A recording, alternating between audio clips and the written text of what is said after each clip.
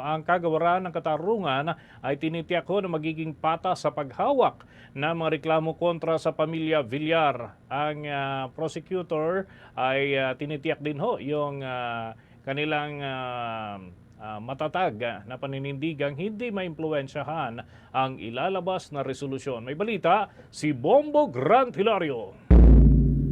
Tiniyak ng Department of Justice na magiging patas ang paghawak ng prosekusyon sa mga reklamong isinampa ng Securities and Exchange Commission laban sa pamilya Villar at kumpanya. Ito mismo ang binigyan din ni Senior Deputy State Prosecutor Peter Ong, ang lead prosecutor sa panel na nakatalagang tumutok ukol sa mga reklamo. Makakaasa umunoan niya na fair at balanse ang investigasyon at pagsusuri ng panel of prosecutors hinggil sa mga reklamong inihain kontra sa mga Villar. Git niya, kahit pa mayroong masaktan sa magiging resolusyon, ilalabas ay hindi nito maiimpluwensyahan ang kung anong nasa tama o mali. Kung kaya ayon kay Prosecutor Ong, walang makapagdirikta sa kanya, magalit pa muna ang ilan sa magiging desisyon ng prosekusyon sa mga reklamo. We are always fair to everyone. Wala pong nagdidikta sa amin. Kung anong tama, tama. Kung anong mali, mali. Kung may masasaktan, wala kami magagawa. But we just have to do our job. We're fair.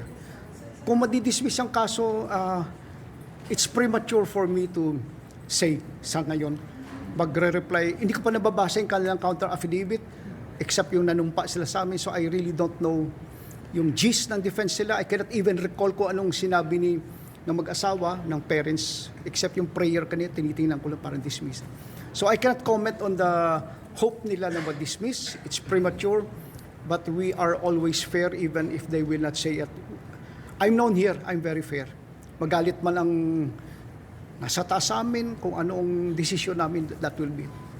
Paglilinaw naman ni Senior Deputy State Prosecutor Peter Ong na na-exaggerate lamang nito ang katagang sinabi na magalit man ang nasa taas. Paliwanag nito ay nais lamang niya maibahagi na walang impluwensya o utos mula sa labas ang kanilang ikinukonsidera o miski sinusunod sa paghawak ng mga kaso. Bunsod nito'y makatitiyak umano na kanilang paninindigan ang anumang kalalabasan ng investigasyon at magiging resolusyon ng prosekusyon.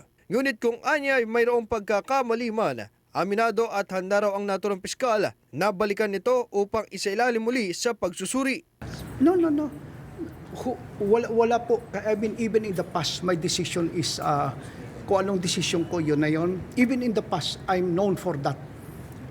Nobody is dictating on us kung anong magiging outcome ng aming decision. If we are being fair, ang mga wala pong nag-uutos sa amin. You do this, you do that, no. So, I mean, siguro na exaggerate ko na lang gusto. Ako yung tao na what is our decision, panindigan namin yan. Except kung may mali sa decision namin at kinol yung attention namin na, huy, mali kayo dyan. We will really review. Kung mali kami, mali kami. Kung tama kami, panindigan namin yung tama. Nagpaabot naman ng pasasalamat ang kampo ng mga Villar sa prosekusyon at sinabing makasesiguro mo na patuloy ang pagkikipagtulungan ani Attorney Robel Lumibaw, abogado ng pamilya Villar. We also would like to thank the DOJ panel because as we told them, we will fully cooperate to a fair and impartial investigation, one that is grounded in due process and one that respects the rights of individuals.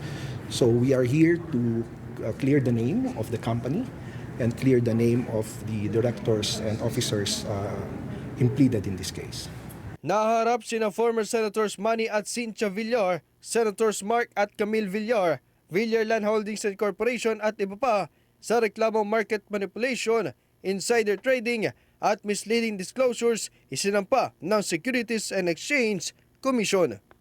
Mula dito sa Department of Justice, ito si Bombo Grant Hilario and this is Bombo Radio Philippines, the #1 and most trusted source of news and information. Basta Radio, Bombo! For the most trusted source of news and information, visit our website at www.bomboradio.com. Follow us on Bombo Radio mobile app, Facebook, YouTube, TikTok, and X, formerly Twitter. Like, share, and stay connected. Anytime, anywhere.